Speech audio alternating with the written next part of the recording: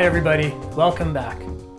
In this video, I'm going to break down a 2-bar drum break that Billy Martin plays in the Medeski, Martin and Wood track called The Lover. This is one of my favorite tracks by the trio, and perhaps in a future video I'll break down more of the track.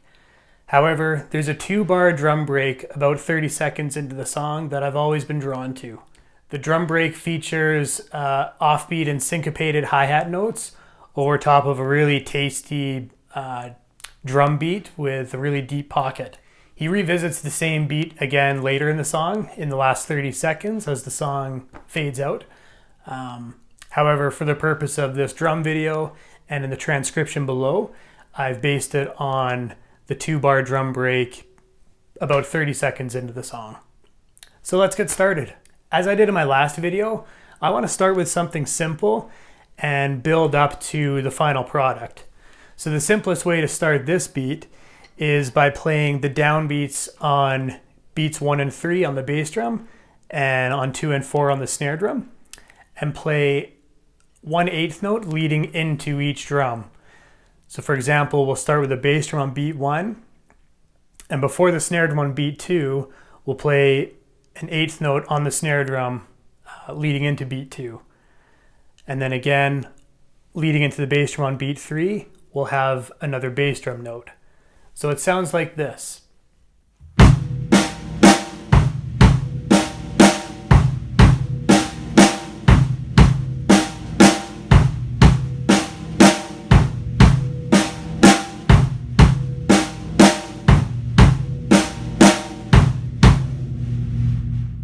Now, one thing I wanted to mention is that normally we play the snare drum with the left hand. However, for this particular drum break, it makes sense to me to play the snare drum with your right hand, which will free up our left hand to play the hi-hat notes, which I'll introduce later on in the video. Another thing I want to mention before we move to the next step is that the 16th note subdivision in this track are swung 16th notes, meaning that the 16th notes are based on a swung triplety feel rather than straight 16th notes. So for example, the 16th notes are counted as 1 En, a 2 En, a 3 En, a 4 En, rather than 1 En, a 2 En. So it's just based on that triplety swung feel. So the next step is to add 1/16th note on the snare drum right at the end of beat 3 leading into beat 4. It sounds like this.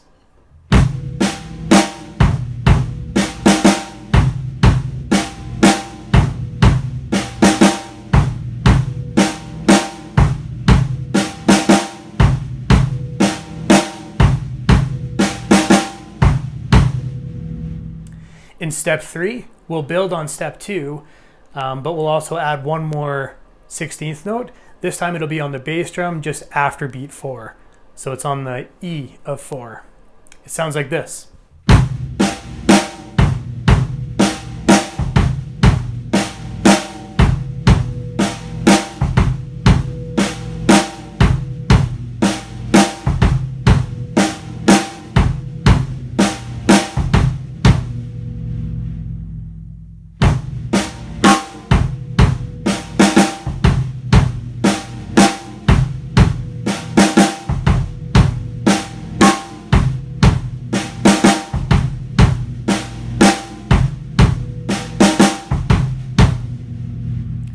Not much changes in step 4. The only thing is that it's written out as a 2-bar phrase, which makes more sense when we get to step 5 and we can see the difference between the 2 bars. However, I've just written it out as a 2-bar phrase so you can start to see it that way. And additionally, at the very end of the second bar, 2 additional snare drum notes, which sounds like this.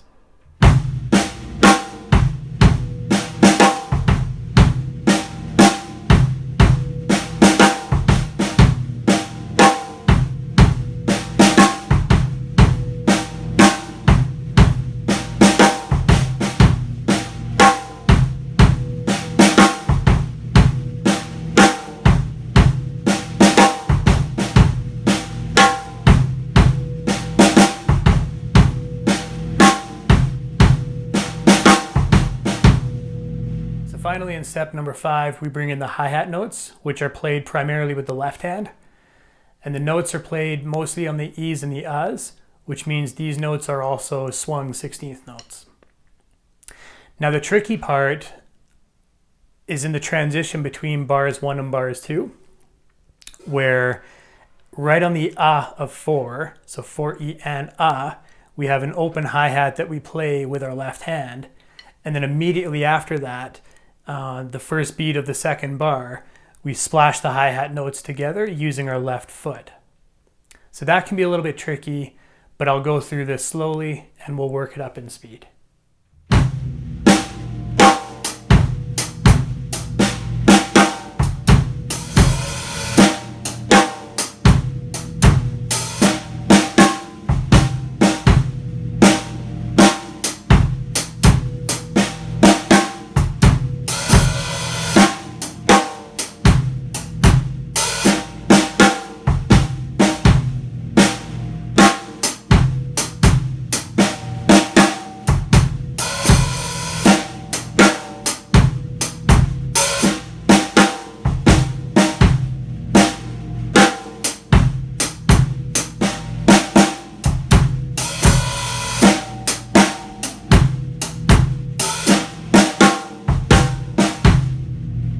And now let's start to speed it up.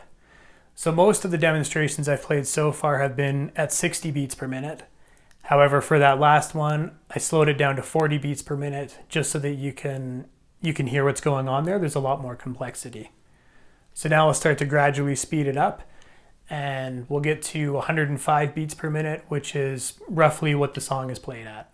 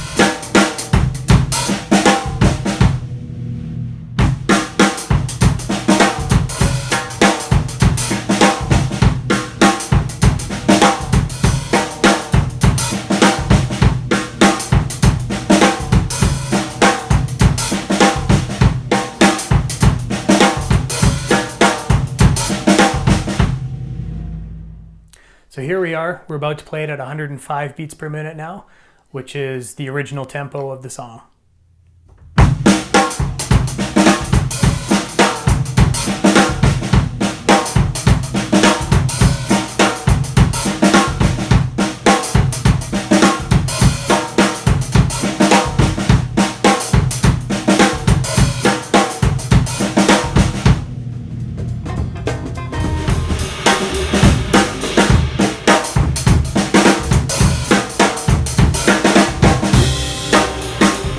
That's all I have for today. Thanks for tuning in, and I hope you enjoyed this video, and I hope you enjoy learning this beat as much as I did.